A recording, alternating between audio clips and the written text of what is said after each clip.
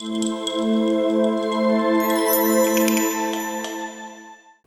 नमः शिवाय। कल महाशिवरात्रि का त्यौहार है। हिंदुओं का बहुत ही पवित्र त्यौहार, विशेष रूप से शैव मत के मानने वाले जो अपने भक्त होते हैं उनका, क्योंकि ये शिव जी का एक प्रमुख त्यौहार है जिसमें कि उनके भक्तगण पूरी रात शिव जी की आराधना करते हैं। ये त्यौहार जो है फाल्गुन मास की कृष्ण पक्ष की त्रयोदशी की रात में मनाया जाता है। पूरी रात भर ये इसका व्रत और पूजा पाठ का कार्यक्रम चलता है। अब की बार ये त्यौहार जो है 26 फरवरी की रात में रहेगा। लोग 26 तारीख को दिन भर व्रत रहेंगे और रात में भगवान की पूजा करेंगे और अगले दिन सुबह अपना व्रत का पारायण करेंगे। हमारे मन में आया कि इसके बारे में हम लोग जरा चर्चा कर लें कि वास्तव में ये महाशिवरात्रि का व्रत या महाशिवरात्रि का त्यौहार क्यों मनाया जाता है, क्या क्या पौराणिक कारण थे इसके पीछे। तो जो हमने इसके बारे में छानबीन की तो इसके 2-3 इसके बारे में कथाएं और इसके बारे में जानकारियां मिली। पहली तो एक कथा मिलती है कि समुद्र मंथन के समय भगवान शिव ने जो हलाहल का विष पिया था, वो विष इतना घातक था कि शिव जी ने उसको अपने गले में ही रोक लिया था। लेकिन दिक्कत यह थी कि वो इतना घातक था कि उससे उनकी मृत्यु भी हो सकती थी। तो शर्त यह थी कि उनको रात भर जगाए रखना था शिव जी को, वो सो ना पावे। तो अगर पूरी रात भर वो जग गए तो फिर अगले दिन तक वो स्टेबल हो जाएगा, फिर वो जो है उनके ऊपर असर नहीं करेगा, वो उनके गले में ही रुक जाएगा, उनके शरीर को नुकसान नहीं पहुंचाएगा। तो रात भर जितने देवी देवता थे उन्होंने उनकी खूब आराधना की, खूब पूजा पाठ किया, मतलब इस तरीके की व्यवस्था की कि शिव जी सोने न पावें। और इसलिए फिर कालांतर में वो उनके जागने का एक व्रत हो गया और वो महाशिवरात्रि के रूप में प्रचलित हुआ आगे जाके। कुछ लोगों को मानना है कि भगवान शिव के प्राकट्य का दिवस है। वैसे भगवान शिव तो जो है आदिदेव है ना, महादेव है, आदिदेव है, लेकिन उनके जो निराकार से साकार रूप में प्राकट होने का, जो शिवलिंग रूप में प्रकट होने का उनका दिन है, वो महाशिवरात्रि का दिन है, इसलिए भी शिवरात्रि मनाई जाती है। कुछ जगहों पर मान्यता यह है कि भगवान शिव और पार्वती का जो विवाह हुआ था वो दिन है महाशिवरात्रि का, मतलब वेडिंग एनिवर्सरी का डे ये भी है। इसी में एक और कहानी हमें मिली। वो कहानी थोड़ा सा डिटेल में है, लंबी है, इसलिए थोड़ा उसके बारे में थोड़ा संक्षेप में बताएंगे कि जब पार्वती जी तो तरह तरह से शिव जी से मतलब आपस में पति पत्नी तो चर्चा करते रहते थे, तो उनसे पूछते हैं कि ऐसा कौन सा सरल व्रत है जिसको करने से मृत्युलोक के जो प्राणी हैं उनको आपकी कृपा सहज रूप से मिल जाती है। उनका प्रश्न ये था। तब उन्होंने महाशिवरात्रि के व्रत की कहानी सुनाई थी, कथा सुनाई थी। अब वो कथा क्या है, मतलब महाशिवरात्रि की कथा जो शिव जी ने सुनाई थी वो कथा क्या है। तो कथा एक उन्होंने जो सुनाई कि एक चित्रभानु नाम का एक शिकारी था। वो पशुओं की हत्या करता था और अपने कुटुंब का अपना निर्वहन करता था। उसने एक साहूकार से ऋण ले लिया और वो ऋण चुका नहीं पा रहा था। तो साहूकार ने क्या किया, एक दिन उसको बंद कर दिया, अपने आप बंदी बना लिया। और बंदी कहां बनाया, एक शिव मठ था वहां उसने उसको बंदी बना लिया।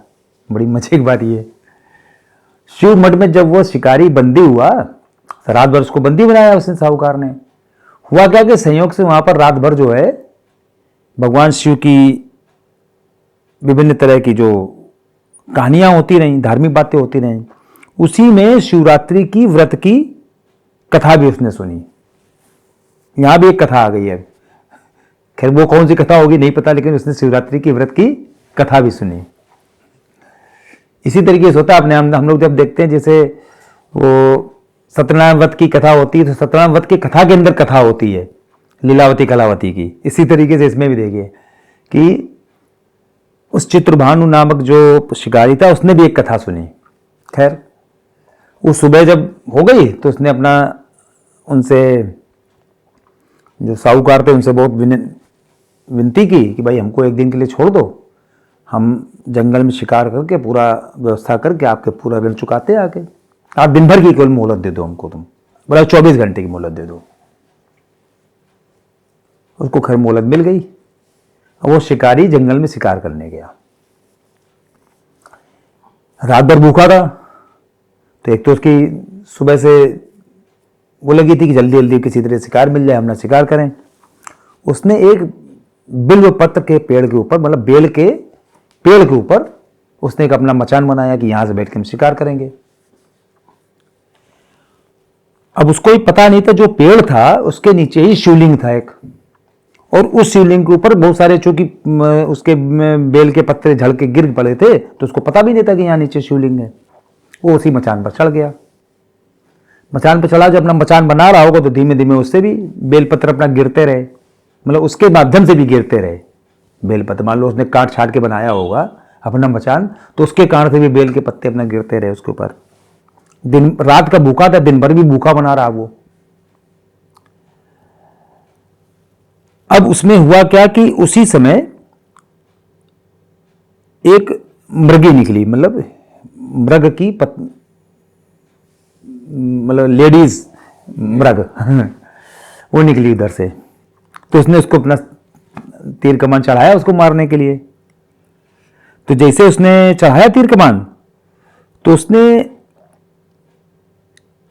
उससे कहा कि मैं जो है गर्भिणी हूं, मेरे गर्भ है इस समय, और अभी मैं अपने बच्चे को जन्म देने वाली हूं। अगर तुम अभी हमारी हत्या करोगे तो तुम्हें दो दो हत्याओं का वो हो जाएगा, एक हम मरेंगे, हमारा बच्चा मर जाएगा। तो ऐसा करो, तुम हमको थोड़ी देर के लिए छोड़ दो, अभी हम अपने बच्चे को जन्म देके वापस तुम्हारे पास आ जाएंगे हम। पता नहीं उसके मन में क्या है, शिकारी तो इस तरह के मन के होते नहीं, लेकिन पता नहीं क्या उसके मन में आया।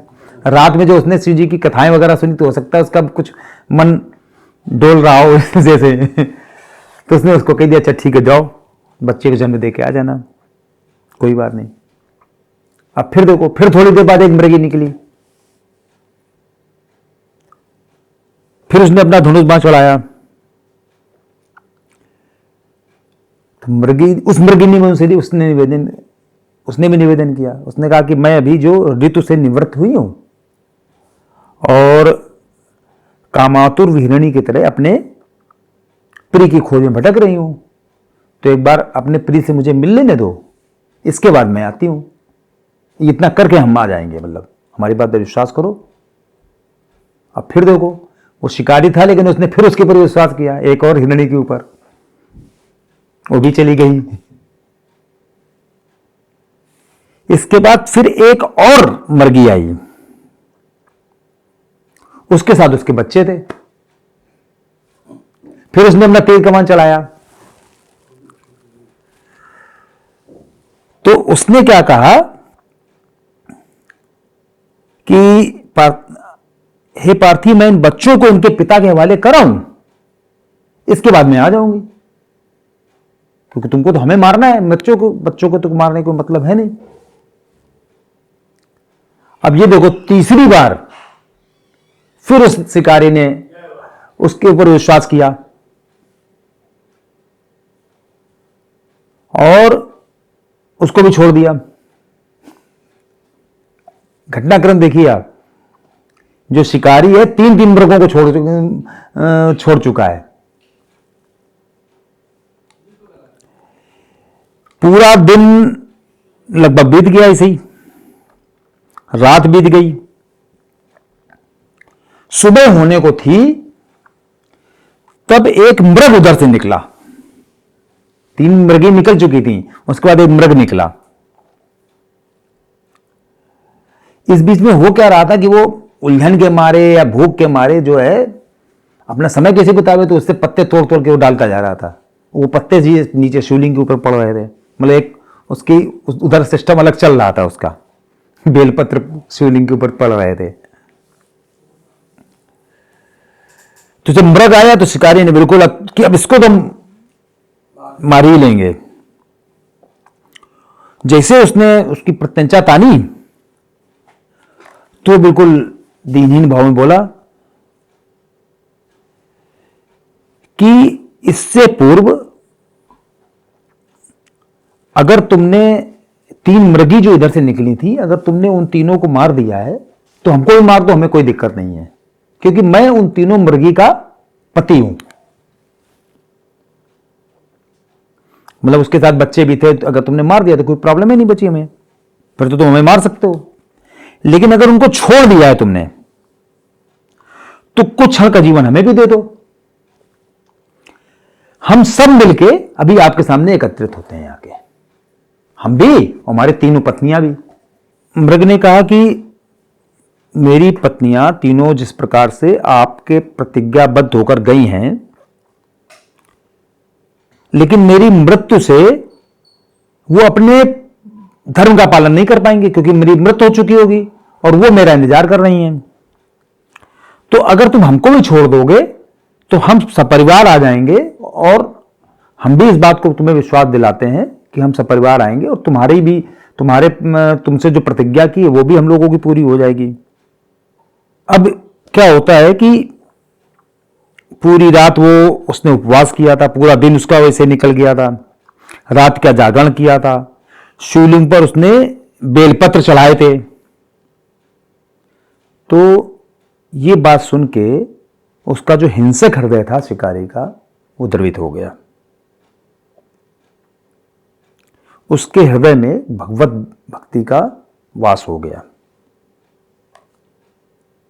उसके हाथ से धनुष और बाण सब छूट गया, और अपने अतीत के कर्मों से उन सबको याद करके, उनका पश्चाताप करके वो व्यक्ति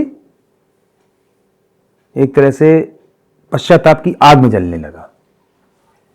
और ये देखिए कि इधर थोड़ी देर बाद सारा वो मृग जो गया था अपने सब परिवार, सब लोगों को लेके शिकारी के सामने उपस्थित भी हो गया।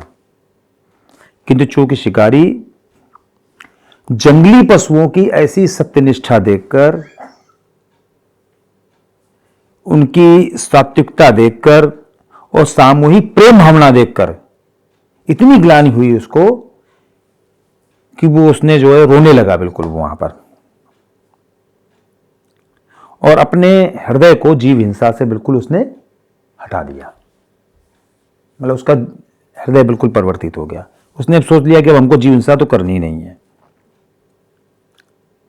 पूरा समस्त देवलोक भी इस पूरी घटना को देख रहा था। घटना की जो परिणति हुई कि शिकारी ने उन सबका शिकार नहीं किया, उन सबको जाने दिया, ये उसकी तरफ से भी मतलब पॉजिटिव एटीट्यूड था। और उन जो हिंसक जो मतलब जो पशु थे, जंगल के पशु थे, उनकी तरफ से भी एटीट्यूड देखो कि हम अपनी हमने जो प्रॉमिस किया उसको हम पूरा करने के लिए आएंगे वापस। दोनों तरफ से ये दृश्य देख के देवता लोग भी बहुत प्रसन्न हुए।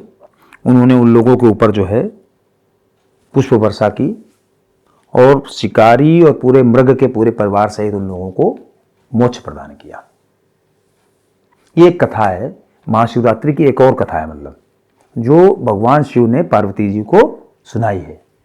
बाकी तो 3 प्रसंग हमने पहले जैसे बताए कि शिव जी का प्राकट्य दिवस, उस दिन उनका शिवलिंग रूप में निराकार से साकार रूप में अवतरण, उन लोगों की मैरिज एनिवर्सरी, भगवान शिव का पार्वती से विवाह का दिन, विवाह की रात दिन क्यों, और तीसरा ये एक जो कहानी आपको बताई उन्होंने, एक हाँ हलाहल विष वाली, कि हलाहल विष उन्होंने धारण किया था, रात भर देवताओं ने उनकी पूजा की थी। तो ये 3-4 प्रसंग हैं शिवरात्रि से संबंधित। आपको जो अच्छा लगे उसको आप मान लीजिए, लेकिन मेन चीज़ ये है कि शिवरात्रि के दिन भगवान शिव की आराधना करिए, और आदिदेव जो शिव जी हैं उनसे अपने मन की मुरादें सब मांगिए, सब मांगिए, क्योंकि शिव जी ही हैं जो भावी को बदल सकते हैं। भावै मेट सकई त्रिपुरारी, त्रिपुरारी के हाथ में ही ये पावर है कि जो ब्रह्मा जी द्वारा लिखे हुए भाग्य को बदल सकते हैं, मेट सकते हैं। केवल उन्हीं के पास पावर है इस सृष्टि में, बाकी किसी के पास ये पावर नहीं है चेंज करने की। तो उनकी आराधना करिए। इससे बढ़िया दिन आराधना करने का, तपस्या करने का, पूजा करने का कोई नहीं हो सकता है। हर हर महादेव।